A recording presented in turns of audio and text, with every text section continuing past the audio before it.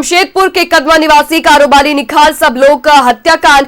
रांची के मिश्रा से मिली शूटर की कार और अब तक 5 लोगों की गिरफ्तारी हो चुकी है। अशोक सिंह का सहयोगी सोनारी निवासी कलाम भी गिरफ्तार किया गया है। अशोक सिंह ने पूछताछ में कई अहम राज खोले हैं, जहां उसने बताया है कि 1 महीने से मर्डर की प्लानिंग चल रही थी। दुमका जेल में बंद डॉन अखिलेश सिंह और अशोक सिंह के बीच बातचीत के साक्ष्य भी मिले हैं। एसआईटी की 2 अलग अलग टीमें उड़ीसा पश्चिम बंगाल में छापेमारी कर रही है और 24 अगस्त को चांडिल के होटल 10th माइलस्टोन में गोली मार दी गई थी और सब लोग की हत्या कर दी गई थी गोली मारकर।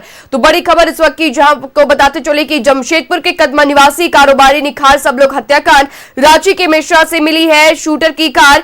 अब तक 5 लोगों की गिरफ्तारी हो चुकी है मामले में और अशोक सिंह ने पूछताछ में कई अहम खुलासे किए हैं, कई सारे राज जो है वो बताए हैं और बताया है कि 1 महीने से इस मर्डर की प्लानिंग जो है वो चल रही थी।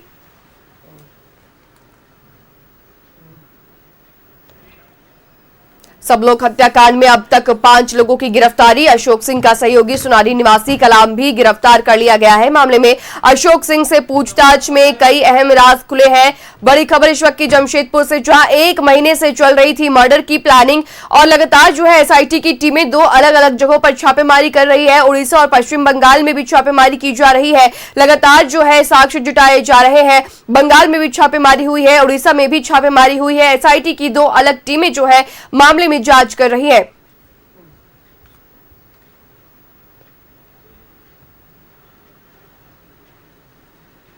और इसी खबर पर ज्यादा अपडेट के लिए रुख करेंगे हमारे सहयोगी प्रभात का, जमशेदपुर से जुड़ रहे हैं हमारे साथ। प्रभात, जमशेदपुर के कदमा निवासी कारोबारी निखार सब लोग का हत्याकांड काफी चर्चा में रहा है और अब जो है शूटर की कार जो है वो रांची के मिश्रा से बरामद कर ली गई है। मामले में लोगों की गिरफ्तारी भी हुई है। क्या कुछ है ताजा अपडेट्स प्रभात?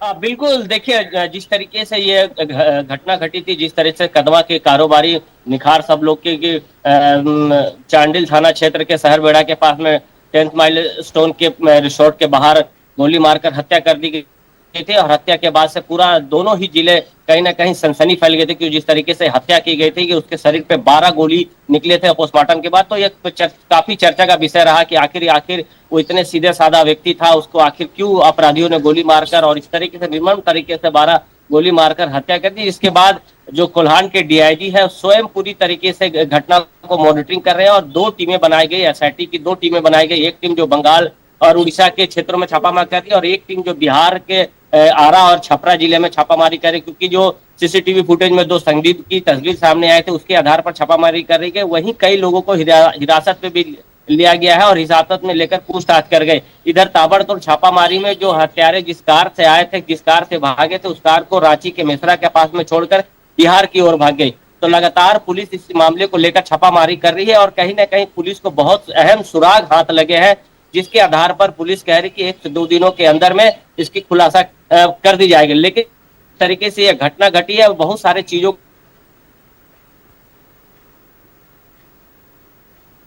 जी बिल्कुल। तो जिस तरीके से ये घटना घटी है, कई सारे जिलों में जो है वो एसआईटी की टीम छापेमारी कर रही है। उड़ीसा में भी और पश्चिम बंगाल में एसआईटी की टीमें पहुंच चुकी है। लगातार छानबीन है, तफ्तीश जो है वो जारी है। चलिए, तमाम जानकारी के लिए बहुत शुक्रिया प्रभात।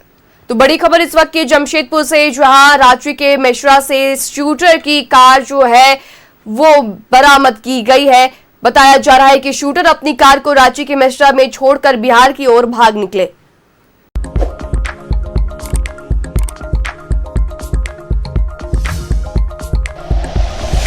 Like and share videos, subscribe करें हमारा चैनल और प्रेस करें बेल आइकॉन। News 11 भारत, सच है तो दिखेगा।